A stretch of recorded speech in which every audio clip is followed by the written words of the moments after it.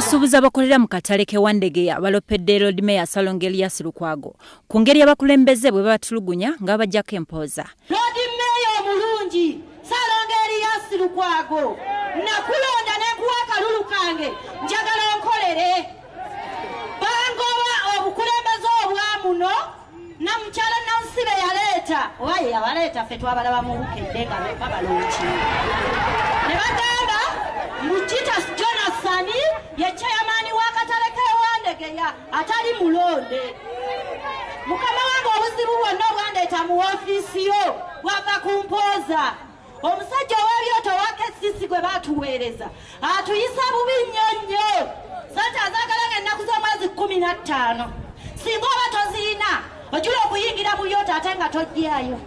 Tukola tutya okubeerawo netubeerako ekyo kabisasula katenze bammanja sirina sente za kusasula njala bansalireko nsasule tubatunyawo nga ndaba ab'amawulire bazze nga bagamba nga bambuuza byakusasula osasula otansasula 5 era nga banyonyola nga bwe banyonyodde nga bagamba babasaliddeko nga tusanyuka nnyo modeka nga 10 nga tulaba omulala agobyewo ng'agamba nedda basaliddeko babuyumba tugati ate ffe tukolerawa tukoleramu lwaki twatusaliddeeko kyabwe twabasaliddeko. Wano waliwo omusuubuzi atulukusa agajulujulu oluvannyuma lw'okutottola ennaku ye gy'alabidde mu katale ate ng'asasula emisolo gyonna egyetaagibwa abakulembeze b'akatale kano. Abasuubuzi bannange tukkiriziganye nti abakulembeze baffe batukooye. Amiina. Naffe abasuubuzi ne tubakoowa. Sebo tubadde tusaba mutuleetere ku bakulembeze abalala mu katale tukooye abakulembeze abazimba emitima abalina empala n'ensikire aboola batwogera wano tetujja kumira mazzi era baatuleetera okubabuuka eddaala okutuukako ekitandibadde kituufu ne oli n'atoowa woodo yagende lwaki omugoba nga mugoba mu makaago oba nkugambye nti sinnafuna naye nja kuwa olunaddako kumiikiriza kuba omwezi mba sinnagumalako. Era waliwo omukazi awonedde awatono okugajambulwa abasuubuzi oluvannyuma lw'okusikambula akazindalo kw'omu ku babadde batottola ebizibu byabwe mu katale.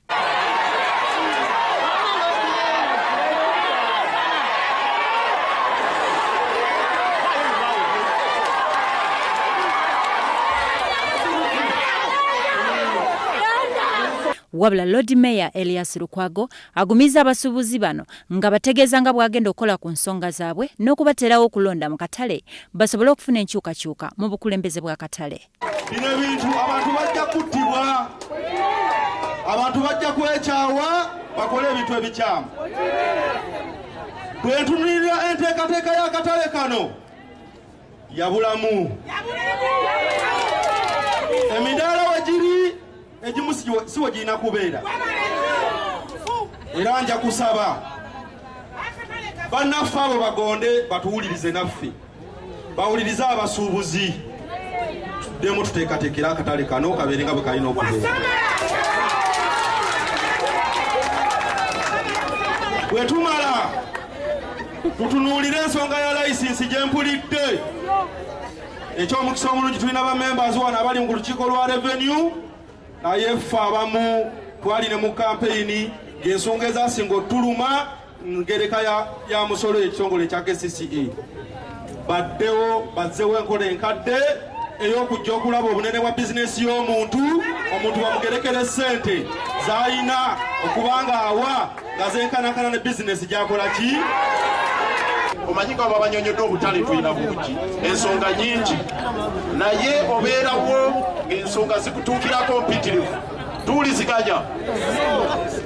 Mukyala Simoolo ono, mukyala Aisha ono, mukyala Eva ono Leopold wuno n'abalala waliwo abalala abali eruzira nono embeera nga buli ddakiika n'abalala bangi kaakati ensonga zaabwe nga bazintuusaako n'enzikwasa omuyambi wange ono ddeewo n'omulala wuno Aida Nakuya ono buli kimu akirikodinze kitwogedde wano oyo okugwa obwedda awandiika mukyala Aida Nakuya ali awo n'abalala kaakati ne bakansala kinoomu nga mwenna mubatuukirira amasimu ne gafuuka amasimu situgekkaanya naye ate mumanye nti tulina ebirala bingi. Nja kusaba tukole bwe